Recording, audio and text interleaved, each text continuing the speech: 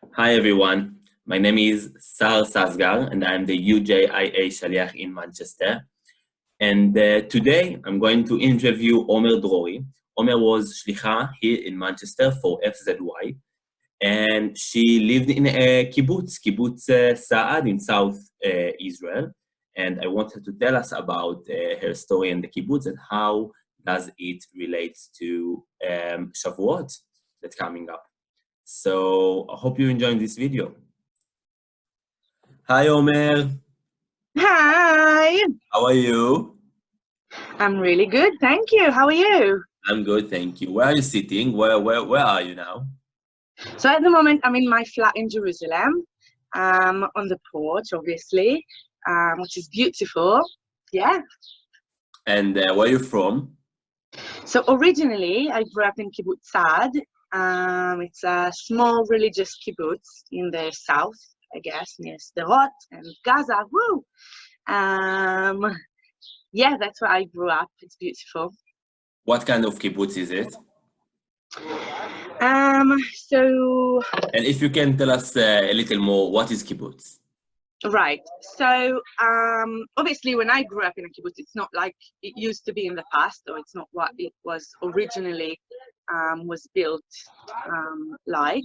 So originally, kibbutz was basically a group of young people, mostly olim from different countries, mostly Europe, but also others, who decided that basically what they want to do is live their lives together according to, I guess, the socialist idealism. They decided that everyone is basically going to work as much as they can, and all the profits or the money that they're going to get from it is going to be splitted equally between the members of the kibbutz. Yeah, and it's basically a very close community. Yeah. Was it actually in your kibbutz? This is the way that people live their life.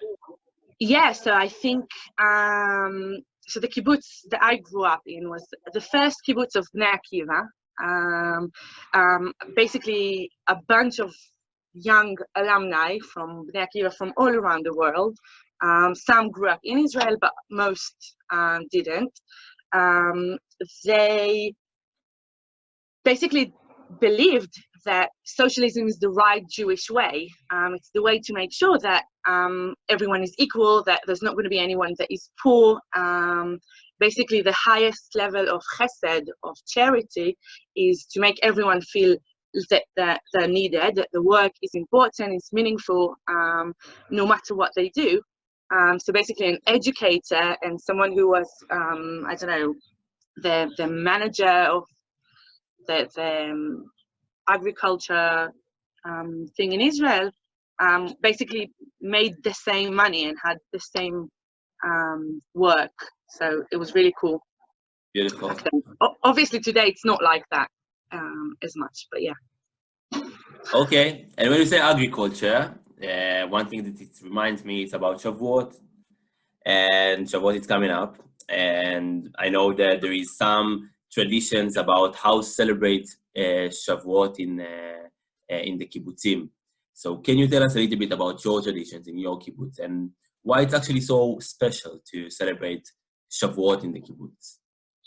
Yeah, so I think what was so different about celebrating Shavuot in kibbutzim in general in Israel ever since the state was funded, or like a bit before, was that you could actually, Shavuot is the holiday of harvest. And it's quite amazing, you travel in Israel at this time of year and all around you is like, you can see the fields of grain, everything is like golden and green, and it's really beautiful. It was not a part of the tradition, right? All around the world was not something that you could do. But finally, when people made Aliyah and came to Israel and started doing agriculture in Israel, it was this amazing connection to the land, basically going back to what maybe the people of Israel used to do many, many years ago. So I think that was the special connection that basically the Zionists felt about Shavuot. So what does it mean? What do we do? So the greatest thing about it was, well, obviously in my kibbutz it wasn't on the day of Shavuot because it's a religious community. But all around Israel, all of the kibbutzim, what they do is they go out to the fields, usually of wheat or something like that, and you do a big ceremony to show that in the field. Yeah. Okay. There's like a big, everyone is marching toward the fields from inside the kibbutz. Everyone is walking together. Usually you decorate the cars or like the bikes that you're going on with like flowers and things like that. Everyone puts all the on community together. everyone. How many people when you talk about like community of kibbutz? So About in your my kibbutz, it's usually also a lot of like guests and people who want to come see it. So I would say it's around 500, 600 people. You know, the kids and everyone with like flowers on their heads and things like that. So you go out to the field and you come to the place of the ceremony, and usually there's like a lot of dancing. Every like age group is doing something from the kibbutz to show kind of like what they've done in the past year, the fruits that they gained during the year. So it could be like different things. There's like a massive thing about the babies, right? Like every mum that had a newborn baby in the past years coming up, and there's like a whole thing about all the newborn babies. Obviously, they show the products that the kibbutz has made in the past months since the last year.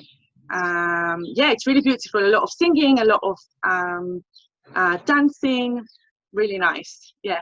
Nice. And from your kibbutz, what's the main products that you're doing? What's the main gidulim? So I think it changes because we're very good with carrots. Apparently that's like a traditional thing that my kibbutz is doing. I remember since we were very young, we used to go out to the field and like help taking out the carrots from the ground. It was really cool. But there's also like wheat and avocados and almonds, a lot of different things that we do, flowers. Yeah. And will you go back home to the kibbutz for Shavuot this year? I mean, definitely, I will go back to the kibbutz. I think this year is obviously a bit tricky on that sense. No one knows if we will be able to have the whole community together, but we're hoping. I think they're going to make a decision in the next day or so. So hopefully we will. Hopefully.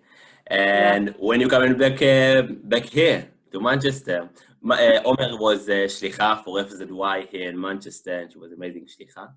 And yeah, now she lives in Jerusalem. Yes. Look, we're still looking forward to see you here again. Well, I'm looking forward to be back, hopefully.